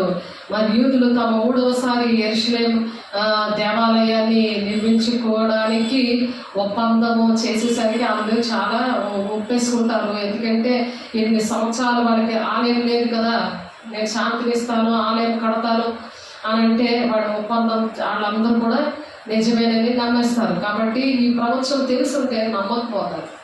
దానియేలుకు వచ్చిన ఈ దర్శనము, ఈ ప్రవచనము, ఈ 70 వారాల విషయంలో అది తెలుసుంటే వాళ్ళు ఒప్పందం చేసుకోరు. వాళ్ళు వినట్లేదు. చాలా మంది ఇప్పటికి కూడా అన్ని జనులుగా రక్షించబడిన ఇప్పుడు ప్రజలు కూడా, దేవుని పిల్లలు కూడా అర్థం కావట్లేదు. వాళ్ళు కూడా వాక్యాన్ని ఇటువంటివి వినరు, అర్థం చేసుకోరు. ఎందుకంటే పరిశుద్ధాత్మ దేవుడు లేనందువలన. యెషయా 57:15 నాకు చదవాలి కదా, ఆయన నివసించినప్పుడు ఇవన్నీ కూడా అర్థమవుతాయి. కాబట్టి లేకపోతే చచ్చిపోతే ఎక్కడ ఉంటామో ఎలా ఉంటామో దేవుడు అనుకుంటే చాలు, దేవుడి రాజ్యానికి వెళ్ళిపోతాం అనుకుంటాం. కానీ ఇరుకు మార్గంలో ప్రవేశించి పోరాడండి అంటాడు. ఆ పోరాటంలో మనం అలా పోరాడుతున్నప్పుడు పరిశుద్ధులకు ఒక్కసారి అప్పచెప్పబడిన బోధలోనే మనం పోరాడుతున్నప్పుడు ఆ ఇరుకు మార్గంలో మనం ప్రవేశిస్తాము. మరి మొత్తం 25 లక్షల బుద్ధి గల కన్నికలు 5 వెళ్ళారు, 5 ఉండిపోయారు. ఆ విధంగా సగం మంది ఉండిపోవాల్సి వస్తుంది. కాబట్టి సిద్ధపడడానికి మనం ఏ దినాల్లో ఉన్నాం, రాకడ విషయంలో మనం ఎక్కడ ఉన్నాం అనే విషయాలు దేవుడు మనకు నేర్పిస్తున్నందుకు దేవునికి మహిమ కలుగును గాక. హేయమైనది నిలిచివాడు పాప పురుషుడు బయలుపడితేనే కానీ క్రీస్తు విరోధి దేవాలయాలకు మరి ఆ రోజు రాదనమాట. బయలుపడితేనే కానీ ఆ దినము రాదు అని ఉంటుంది ప్రకటన గ్రంథంలో. మరి మత్తయి సువార్త 24 కూడా ఉంటుంది. క్రీస్తు విరోధి దేవాలయంలోకి వెళ్ళి తనను తాను దేవునిగా ప్రకటించుకుంటాడు. మరి మహాశ్రమల కాలం అంటారు దాన్ని. మండే భూమి మీద మునుపెన్నడూ లేని భయంకరమైన శ్రమల కాలం ప్రారంభమవుతుంది. అది మత్తయి సువార్త 24:21 ఉంటుంది. కాబట్టి 69 వారాలు ఆయన నిబంధన చేసుకుంటాడు. 69 వారాలు అయిపోయిన తర్వాత ఉన్న 1 వారం నిబంధన చేస్తాడు. అంత్యక్రీస్తు 3.5 సంవత్సరాలు మరి బహిరంగ పరిచర్య తర్వాత ఆయన సిలువలో మరణించాడు. యేసయ్య విషయంలో జరుగుతుంది ఇలాగా. మరి బలి నిలిపివేత అంటే క్రీస్తు అంతిమ బలి ఓల్డ్ టెస్టిమెంట్లో ఉంటుంది. జంతు బలులు ఇవన్నీ కూడా ఆఫ్ చేస్తాడు దేవుడు. ఆయనే ప్రాణం పెట్టాడు కాబట్టి యేసయ్య విషయంలో ఈ ప్రవచనం నెరవేరింది ఈ విధంగా. కానీ 70 వారాలు పూర్తిగా నెరవేరుతాయి. ఇంకా ఆ వారం 1 వారం మాత్రమే ఉంది. 69 వారాలు నెరవేర్పు జరిగిపోయాయి. కాబట్టి ఇశ్రాయేలు దేవాలయం కట్టే ఏర్పాట్లు ఇప్పుడు చేస్తున్నారు. మరి మత్తయి సువార్త 24 మత్తయి సువార్త 24 ఉంటుంది చూడండి. మత్తయి సువార్త 24 15 నుండి చదువుతున్నాను చూడండి. మత్తయి సువార్త 24 15 నుండి చూడండి. కాబట్టి ప్రవక్త అయిన దానియేలు ద్వారా చెప్పబడిన నాశనకరమైన హేయ వస్తువు పరిశుద్ధ స్థలమందు నిలుచుట మీరు చూడగానే నిలిచివాడు గ్రహించును గాక. యూదయలో ఉండేవారు కొండలకు పారిపోవాలి. మిద్దె మీద ఉండేవారు తన ఇంటిలోనికి ఏదేని తీసుకొని పోకూడదు, దిగి రాకూడదు అని ప్రవచనం అంట. ముందుగానే చెప్పారు యేసయ్య. డైరెక్ట్గా శిష్యులతో చెప్తున్న మాటలు ఇవి. పొలంలో ఉండేవారు తన బట్టలు తీసుకొని పోటుకి ఇంటికి రాకూడదు. అయ్యో ఆ దినములలో గర్భిణీలకు పాలించే వారికి శ్రమ, అప్పుడు మహాశ్రమ కలుగును గనుక మీరు పారిపోవుట చలి కాలమందైనను శాంతి దినమైందను సంభవింపకుండానట్లు ప్రార్థన చేయండి. ఈ విధంగా మనం సిద్ధపడాలి. లోక ఆరంభము నుండి ఇప్పటి వరకు అట్టి శ్రమ కలుగలేదు, ఇక ఇప్పుడును కలుగబోదు. ఆ దినములు తక్కువ చేయబడకపోయిన ఎడల ఏ శరీరియు తప్పించుకొనడు. ఏర్పరచబడిన వారి నిమిత్తము ఆ దినములు ఎక్కువ చేయబడును. ఆ కాలమందు ఎవడైనా ఇదిగో క్రీస్తు అక్కడ ఉన్నాడు, ఇక్కడ ఉన్నాడు అని చెప్పినలా నమ్మకుడి అని చెప్తున్నారు. అబద్ధ క్రీస్తును అబద్ధపు ప్రవక్తలు వచ్చి సాధ్యమైతే ఏర్పరచబడిన వారిని సహితము కూడా మరి మోసపరచుడికే గొప్ప సూచక్రియలు చేస్తారు. చాలా మంది సూచక్రియలు జరిగితేనే నమ్ముతారు. అది అభిషేకం యొక్క లక్షణాలు కాదు. అందుకే అక్రమం చేవల పొండి అంటాడు.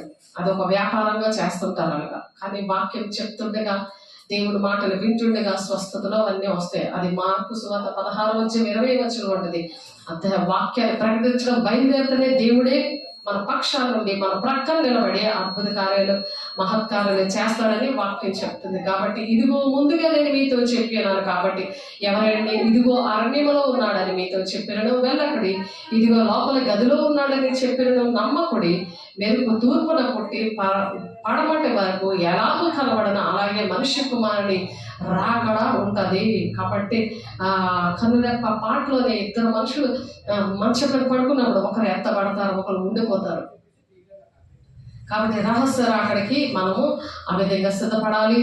అలాగే పొలంలో 2 పొలం పని చేస్తున్నప్పుడు ఒకరు ఉంటారు, ఒకరు వెళ్ళిపోతారు. తిరగడ విసురుతున్నప్పుడు ఒకరు ఉంటారు, ఒకరు వెళ్ళిపోతారు అన్నమాట. రహస్య రాకడ మరి లోని ఇందాక మొదటి కొరింథీయులకు రాసిన పత్రిక 15:51 నుండి 53 ఆ విషయాలు మనం చదివాము. కాబట్టి నశించుచున్న వారు తాము రక్షించబడికే సత్య విషయమైన ప్రేమను అవలంబింపకపోయిరి గనుక వారి రాక అబద్ధ విషయమైన సమస్త బలముతోనూ నానా విధమైన సూచక్రియలతోనూ మహత్కార్యాలతో వస్తుందని ఇక్కడ 2వ దశలోనిక పత్రిక 2:9 ఆ మహత్కార్యాల కోసము చూస్తుంటారు. దేవుడు కార్యం చేయలేదు, అందుకే నేను సన్నిధికి రాను అని చెప్పి మొండికేసిన వారిని దేవుడు రక్షించడానికి దేవుడు ఈరోజు ఈ మాటలు మాట్లాడుతున్నారు. దేవుని బిడ్డలారా, దుర్నీతిని పుట్టించి సమస్త మోసములతోనూ నశించున్న వారిలో సాతాను కలవచ్చు బలమును అనుసరించి ఉండును. సాతాను అల్లో బలంగా ఈ విధంగా పనిచేస్తుంటాడు. ఇందుచేత సత్యమును నమ్మక దుర్నీతి అందు అభిలాష గల వారందరూ శిక్ష. ఇది పొందుడికే అబద్ధమును నమ్మనట్లు మోసము చే శక్తిని దేవుడే వారికి అప్పచెప్తున్నాను అంటున్నాడు. ఇప్పుడు అప్పచెప్తే విడిపించుకోవడానికి ఈ కృపకాలంలో టైం ఉంది, కానీ అప్పుడు ఇంకా టైం లేదు. దేవుడు మరి అంత్యక్రీస్తుకి అప్పచెప్తాడు అనమాట. కాబట్టి దేవుడు మనం దేవుని దగ్గర అటువంటి విషయాలన్నీ కూడా సంఘము ఆ విధంగా దేవునికి కృతజ్ఞతాస్తుతులు చెల్లిస్తూ ఉండాలి. ఎందుకంటే సంఘం ఎలాగున్నారు? ప్రభు వల్ల ప్రేమింపబడిన సహోదరులారా, ఆత్మ మిమ్మల్ని పరిశుద్ధపరచడం వల్లను. అందుకే పరిశుద్ధాత్మ దేవుడు ఏం చేస్తాడంటే పరిశుద్ధపరుస్తాడు. ప్రార్థన సహవాసము రొట్టె విచ్చు కింద మనం ఎడతెక్కున్నప్పుడు అలాగా పరిశుద్ధపరుస్తాడు దేవుడు. అలాగ పరిశుద్ధపరిచి ఆయన మరణాన్ని ఈ విధంగా 1 కొరింథీ 11:26 ఉంటుంది. శరీరం రక్తం తీసుకొని ఆయన మరణాన్ని ఈ మరి ప్రచురణ చేయాలి మనము. కాబట్టి పరిశుద్ధపరచబడటం వల్లనో మీరు సత్యమును నమ్మటం వల్లనో రక్షణ పొందుటకు దేవుడు ఆది నుండి మిమ్మల్ని ప్రథమ ఫలముగా మరి కూర్చబడి ఆ ప్రథమ ఫలంగా ఉన్న వాళ్ళని దేవుడు ఏర్పాటు చేసుకుంటాడు. అందుకే వందనం ప్రభా అని మనం పాడుకున్నాం. కాబట్టి ఏర్పరచుకొని ఆ విధంగా ప్రథమ ఫలంగా మరి మిమ్మల్ని ఏర్పాటు చేసుకున్నాను కనుక మేము మిమ్మల్ని బట్టి ఎల్లప్పుడూ దేవునికి కృతజ్ఞతాస్తుతులు చెల్లించబద్దులమై ఉన్నామని పౌలు చెప్తున్నాడు. కృతజ్ఞతాస్తుతులు దేవుని పిల్లల విషయంలో మరి పౌలు గారు ఆ విధంగా చెప్తున్నారు. కాబట్టి మీరు ఇలాగ రక్షింపబడి మన ప్రభువైన యేసుక్రీస్తు యొక్క మహిమను పొందవాలని ఆయన మా సువార్త వల్ల మిమ్మల్ని పిలిచాడు. ఆ పిలుపుకి తగినట్లుగా తండ్రి చిత్తాలు నెరవేర్చినప్పుడు దేవుని రాజ్యానికి వెళ్తారని ఉంది కదా, మత్తయి 7:21 అలాగా వెళ్ళడానికి ఆ పిలుపుకు తగినట్లుగా దేవుడు మరలా మిమ్మల్ని పిలుస్తున్నాడు. దాని ప్రకారం మీరు నడవాలి. మీకు ఏ పిలుపు అప్ప చెప్పాడో. కాబట్టి సహోదరులారా, నిలకడగా ఉండి మా నోటి మాట వల్ల మా పత్రిక వల్ల మీకు బోధింపబడిన మరి విధులను చేపట్టండి. పత్రికలు రాశాడు ఆయన. ఇప్పుడు యూట్యూబ్ ఛానల్ దేవుడు ఇచ్చాడు. దేవునికి మహిమ కలుగును గాక. మన ప్రభువైన యేసుక్రీస్తును మనం ప్రేమించి కృపచేత నిత్యమైన ఆదరణయు శుభ నిరీక్షణయు అనుగ్రహించిన మన దేవుడైన మన తండ్రి అయిన దేవుడును మీ హృదయములను ఆదరించి ప్రతి సత్కార్యమందును ప్రతి సద్వాక్యమునందును మిమ్మల్ని స్థిరపరచును గాక. ఆమేన్. అలా స్థిరపరచాలని దేవుడు కోరుకుంటున్నాడు. మరి పౌలు గారు మరి దశలోనికి సంఘానికి ఈ విధంగా మాట్లాడుతున్నారు. కాబట్టి మనము సంఘముగా సిద్ధపడాలని దేవుడు ఆశపడుతున్నాడు. దేవుని బిడ్డలారా, దేవునికి మహిమ కలుగును గాక. దేవుడు ఆశీర్వదించును గాక. అట్టి విధంగా మనందరినీ కూడా దేవుడు అలాగా ఆ విధంగా దీవించును గాక. దేవుడు అట్టి విధంగా ఆశీర్వదించును గాక. దేవుడు అలాగా మనల్ని జరగబోయే విషయాలు ముందుగానే దేవుని రాజ్య విషయాలు, దేవుని రాజ్యంలో మనము వెళ్ళడానికి మనం ఎక్కడున్నాం అనే విషయాలు దేవుడు బయలుపరిచారు. దేవుని బిడ్డలారా, మరి ఇక్కడ ఎప్పుడైతే ఈ 70 వారాలు దానియేలు 70 వారాల్లో దర్శనం 3 భాగాలుగా ఉంది. ఏంటంటే ఒకటి యెరూషలేములో మరలా యెరూషలేము మందిరం మరలా కట్టించవచ్చని ఆజ్ఞ బయలుదేరిన సమయం మొదలు కానీ అభిషక్తుడు అధిపతిగా వచ్చే వరకు కూడా 7 వారాలు జరిగింది. ఆ 7 వారాలు ఆ విషయాలు దానియేలు 9:25 ఉంది. అలాగే రెండవదిగా తొందరగల సమయములందు పట్టణపు రాచవీధులు కందకములను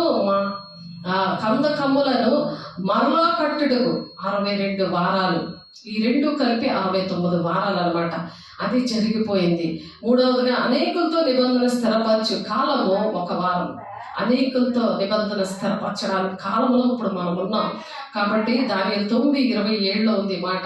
7 + 61 + 1 70 వారాలు ఈ దర్శనము, దానియేలు గారికి వచ్చిన దర్శనం, దేవుడు ఇచ్చిన ఈ టైం టేబుల్ అనేది మనం జ్ఞాపకం చేసుకొని దాని విధంగా ప్రవర్తించాలని దేవుడు ఒక దినము 1000 సంవత్సరాల కింద దేవుడు ఇక్కడ వ్రాస్తున్నాడు. ఆదికాండము 29:27 ఉంటుంది ఆ మాటలో. మరి లాబాను యాకోబు విషయంలో, అలాగే సంఖ్యాకాండం 14:34 ఉన్నది. దినాలు ఆ విధంగా ఇక్కడ లెక్క వేస్తున్నారు ఆ టైం టేబుల్లో. హెస్కేల్ 4:6 అధ్యాయంలో కూడా సంవత్సరానికి ఒక దినము ఎలాగా ఉంటుంది ఆ విషయాలు ఉన్నాయి. కాబట్టి క్రీస్తు పూర్వము 445 సంవత్సరం పూర్వం 45 సంవత్సరం స్టార్ట్ అయిన నా యెరూషలేము మందిరం కట్టడం గురించి ఆజ్ఞ మరి 30వ సంవత్సరంలో యేసుక్రీస్తు మరణంకి అక్కడికి ఆగింది. ఈ క్రీస్తు మరి ఇక్కడ సంఘం యొక్క పరిస్థితులు, సంఘ కాలము పరిస్థితుల్లో మనం ఉన్నాం కాబట్టి మనం ఏంటంటే మన స్వకీయుల దగ్గర కూడా మనం వెళ్ళి ఇల్లు రక్షించబడితేనే నేను వస్తాను అని అనలేదు దేవుడు అలాగే తన ఇంటి వారి దగ్గరికి వెళ్ళారు. మొదట స్వకీయుల దగ్గరికి వెళ్ళారు. ఏదో యోహాను సువార్తలోనే ఉంటుంది 1వ-11వ ఆయన స్వకీయుల దగ్గరికి వెళ్ళారు, కానీ వాళ్ళు అంగీకరించలేదు. కాబట్టి సంఘం ఎత్తబడిన తర్వాత ఈ 70 వారాలు ఆరంభమవుతుంది. సంఘం ఎత్తబడ్డాక ఈ 70వ వారం అంటే ఉన్న ఒక వారం కూడా ఆరంభమవుతుంది. ఆ ఆరంభమయ్యాక 3.5 సంవత్సరాలు నిబంధన 7 సంవత్సరాలు నిబంధన చేసి 3.5 సంవత్సరాలకే వాడు ఏంటంటే ఆలయంలో కూర్చుంటాడు, నేనే దేవుణ్ణి అని చెప్పి. అది 2వ దశలోనిక పత్రిక 2వ అధ్యాయము చూడండి ఇక్కడ. అప్పుడు ధర్మవిరోధి బయలుపరచబడ్డ ప్రభు యేసు తన నోటి ఊపిరి చేత వారిని సంహరించును. ఆయన ఆ టైంకి వస్తాడు. అక్కడికి వచ్చేటప్పటికి సంహరించు అన్నప్పటికీ ప్రకటన 1వ-7వ ఉంటుంది ఆ మాట. యేసయ్య వస్తాడు అనమాట ఆ టైం కల్లా. చూడండి ప్రకటన గ్రంథము 1వ-7వ ప్రకటన గ్రంథం 1వ-7వ అయిపోయింది. చూడండి ఒకసారి. ఇదిగో ఆయన మేఘారుడై వచ్చుచున్నాడు, ప్రతి నేత్రం ఆయన చూచును, ఆయనను పొడిచిన వారిని చూచెదరు, భూజనులందరూ ఆయన చూచి రొమ్ము కొట్టుకుందరు. అవును, ఆమేన్. భూజనులందరూ కూడా చూస్తారు కాబట్టి భూజనులందరూ కూడా మనం చెప్పవలసిన వారమై ఉన్నాం. దేవుడు అందుకని మత్తయి సువార్త 28వ 18-19 ఉంటుంది కదా. ఆయన వచ్చి ఏమని ఉంటుంది, సర్వలోకానికి వెళ్ళి సర్వ సృష్టికి సువార్త ప్రకటించండి, నా మూలంగా బాప్తిసాలు ఇవ్వండి, నేను ఏ సంగతులు చెప్పానో అవి మాత్రమే మీరు బోధించండి, అప్పుడు నేను మీతో సదాకాలం ఉంటానని చెప్పారు. కాబట్టి ఇవి బోధించడానికి సర్వజనులు కూడా రొమ్ము కొట్టుకుంటారు మనం చెప్పకపోతే. ఆలస్యం కూడా ఎందుకు అవుతుందంటే ఈ వార్త మనం ప్రకటించినప్పుడే దేవుని రాకడ ఆలస్యం అవ్వకుండా మనం ఎక్కడున్నామో మనం తెలుసుకోవాలి. కాబట్టి ఏది దేవుడు అనబడినా ఏది పూజించబడినో దాని అంతటిని ఎదిరిస్తూ ఉంటాడు. ఈ 3.5 సంవత్సరాలు 7 సంవత్సరాలు నిబంధన చేసుకున్న 3.5 సంవత్సరాలకే ఏమంటాడు, దాని అంతటిని ఎదిరించేవాడు తను తానే హెచ్చించబడుతుంది. తనే దేవుడని అంత్యక్రీస్తు నేనే దేవుడని ఆలయంలో కూర్చుంటాడు యెరూషలేము మందిరంలో. కనుక ఏ విధంగా నేను మిమ్మల్ని మోసపుచ్చుకోవద్దు అని దేవుడు ఒక హెచ్చరిక, ప్రేమతో ఆ హెచ్చరిక దేవుడు ఈ దినాలు ఇచ్చినందుకు దేవుడికి అనేకమైన వందనాలు చెల్లిస్తున్నాము. కాబట్టి ఆ యెరూషలేము మందిరము ఆ సంఘము ఎత్తబడిన గుంపులో మనం ఉండాలని ప్రార్థన చేద్దాము. ప్రతి ఒక్కరు కూడా మరి మత్తయి సువార్త 24 చూసి మనము ముగించేసుకుందాం. మత్తయి సువార్త 24 29-30 చూసి ముగించేసుకుందాము. దేవుని బిడ్డలారా ఒకసారి చూడండి. 24 29-30